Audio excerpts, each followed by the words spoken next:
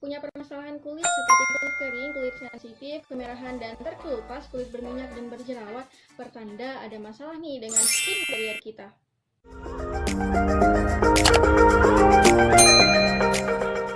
Nah, sebelumnya kita ketahui dulu komponen dari struktur kulit kita.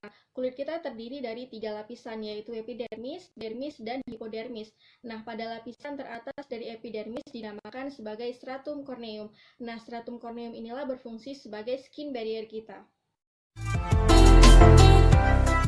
Nah, skin barrier bisa kita definisikan sebagai pelindung terdepannya kulit kita nih, yang melindungi kulit kita dari paparan benda asing yang mungkin bisa membahayakan kulit kita, baik dari virus, bakteri, jamur, bahan iritan, maupun bahan alergen yang bisa merusak kulit kita. Nah, jadi bisa kita analogikan skin barrier ini sebagai garda terdepan kulit kita yang melindungi kulit kita dari paparan benda asing yang ada di luar kulit kita.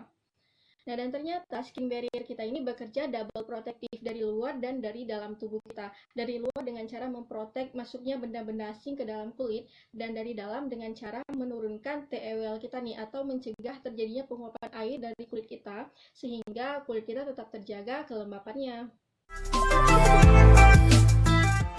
Nah, struktur dari skin barrier kita terdiri dari sel korneosit dan komponen-komponen lipid yang menjadi penyusunnya, atau komponen lemak yang menjadi penyusun dari skin barrier. Terdapat 3 komponen lipid atau komponen lemaknya. Yang pertama ada free fatty acid atau asam lemak bebas, yang kedua ceramide, dan yang ketiga kolesterol. Jadi banyak yang menganalogikan skin barrier kita itu sebagai tembok bangunan, di mana sel korneositnya dimisalkan sebagai bata-bata yang menjadi penyusun tembok, sedangkan komponen lipidnya dimisalkan sebagai perekat antara bata satu dan bata lainnya gitu. Jadi segitu kokohnya kulit kita dalam menjaga pertahanannya terhadap dunia luar. Nah, jika terjadi kerusakan dari skin barrier kita, maka permeabilitas dari kulit kita juga akan meningkat. Artinya bahwa faktor risiko untuk terpaparnya kulit kita terhadap dunia luar itu menjadi meningkat, dan memudahkan masuknya benda-benda asing ke dalam kulit kita yang nantinya bisa menimbulkan peradangan pada kulit kita gitu. Nah, ciri-ciri dari skin barrier kita yang rusak seperti yang udah kita sebutkan di awal tadi, permasalahan-permasalahan kulit seperti kulit kering, kulit sensitif, kulit terkelupas dan kemerahan, lalu kulit berminyak dan berjerawat merupakan pertanda adanya kerusakan dari skin barrier kita. Skin barrier kita bisa rusak oleh akibat adanya faktor eksternal maupun faktor internal. Faktor yang berada dari luar tubuh kita dan faktor yang berasal dari dalam tubuh kita sendiri. Faktor eksternalnya contohnya yang pertama yaitu overwashing atau terlalu berlebihan dalam mencuci wajah kita. Cuci wajah dianjurkan hanya 2 kali sehari, yaitu pagi dan malam sebelum tidur. Namun jika terlalu berlebihan, maka bukan hanya sebum-sebum ataupun kotoran yang berlebih yang diangkat, malah komponen lipid yang menjadi penyusun dari skin barrier juga ikut terkikis gitu. Dan yang kedua yaitu faktor over exfoliate atau terlalu berlebihan dalam mengeksfoliasi wajah kita. Eksfoliasi sangat dianjurkan untuk mengangkat sel kulit mati yang ada di wajah kita. Namun jika terlalu berlebihan, prinsipnya sama dengan poin nomor 1, bukan hanya sel kulit mati yang terangkat, malah komponen lipid yang menjadi penyusun skin barrier ikut terkikis. Dan faktor yang ketiga yaitu penggunaan air pencuci wajah yang terlalu dingin ataupun terlalu panas. Yang keempat, faktor radiasi ultraviolet, polutan, dan udara yang buruk. Jadi sangat ditekankan gunakanlah pelindung tabir surya ketika berada di luar rumah, dan gunakanlah masker ketika berada di luar rumah. Nah, di tengah pandemi seperti ini, selain melindungi tubuh kita dari paparan virus berbahaya yaitu virus corona, namun juga bisa melindungi skin barrier kita tetap utuh. Dan yang kelima yaitu bisa terjadi akibat penggunaan dari produk-produk yang strong acid ataupun yang alkalin. Nah, kulit kita memiliki pH normal yaitu 4,5 sampai 5,5, ataupun ada juga yang mengatakan range pH dari 4 sampai 6. Jadi gunakanlah produk-produk yang sesuai dengan pH kulit normal kita nih. Jangan yang terlalu asam ataupun jangan yang terlalu basah, karena akan merusak keseimbangan dari pH kulit kita dan malah akan merusak skin barrier kita.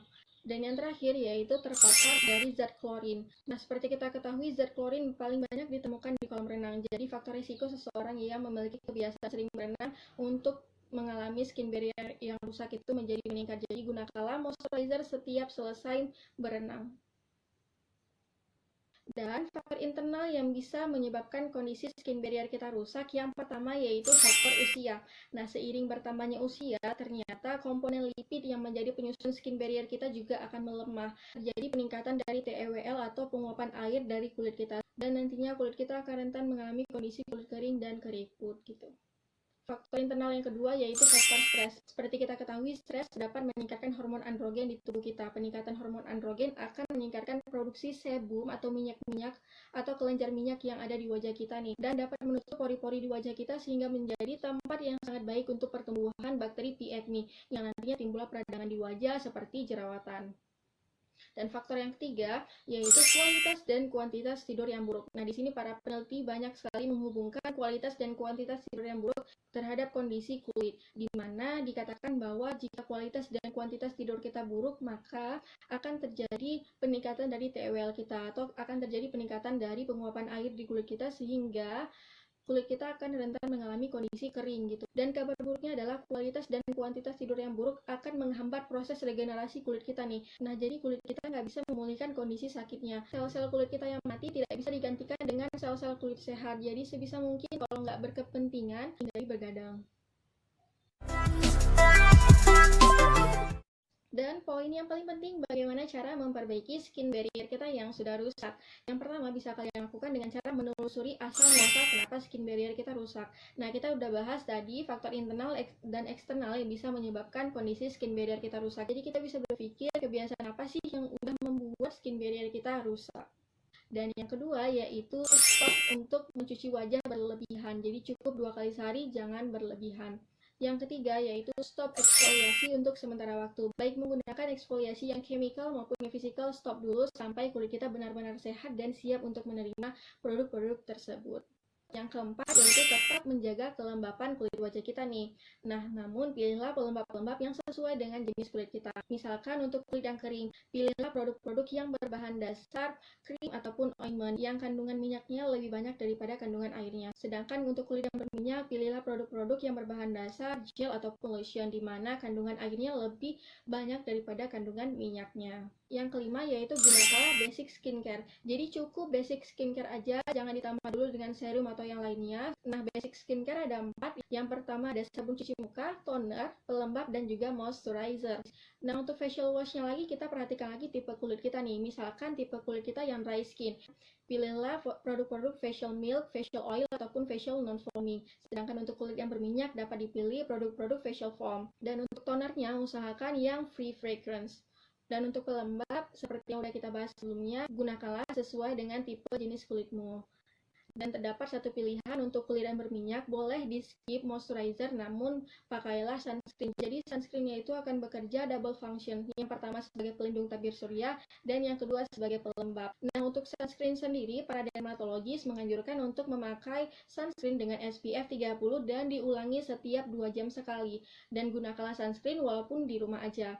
Indoor dan outdoor sama aja, risiko terpaparnya sinar ultraviolet tetap ada. Jadi sebisa mungkin untuk tetap melindungi kulit kita. Dan poin terakhir yang paling penting adalah makanlah makanan yang kaya akan antioksidan. Makanlah makanan yang kaya akan vitamin A, vitamin C, ataupun vitamin E. Dan khusus untuk kalian yang memiliki kulit sensitif dan alergi terhadap jenis makanan tertentu, hindarilah makanan tersebut untuk mencegah kondisi radang yang bertambah parah di kulit kita. Nah, di video ini aku nggak akan mention produk-produk apa aja yang harus kalian gunakan untuk memperbaiki skin barrier kalian. Namun, di sini aku akan bagikan beberapa ingredients yang bisa kalian cari untuk memperbaiki skin barrier kalian. Tips yang pertama yaitu carilah produk-produk yang memiliki ingredients yang pertama ceramide, yang kedua free fatty acid, dan yang ketiga kolesterol. Jadi pilihlah produk-produk skincare yang memiliki komponen dari ketiga ini. Dan tips yang kedua yaitu gunakanlah produk yang bisa melembabkan kulit yang memiliki ingredient seperti yang pertama hyaluronic acid, yang kedua derivat vitamin B seperti niacinamide, dan juga yang ketiga panthenol. Tips yang ketiga khusus untuk kamu yang berkulit sensitif yang sekarang lagi jerawatan parah atau lagi meradang, gunakanlah produk-produk yang memiliki kandungan soothing ataupun yang memiliki kandungan antiinflamasi atau anti radang.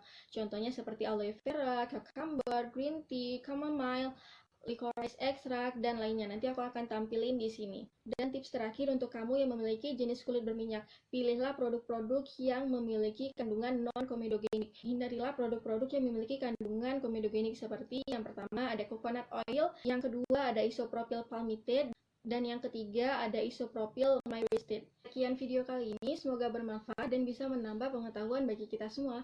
Jangan lupa di like video ini jika kalian suka dengan video ini, di komen, beserta di share sebanyak-banyaknya ke teman-teman kalian. Dan jangan lupa di subscribe channel ini. Keep healthy and inspiring. Assalamualaikum warahmatullahi wabarakatuh.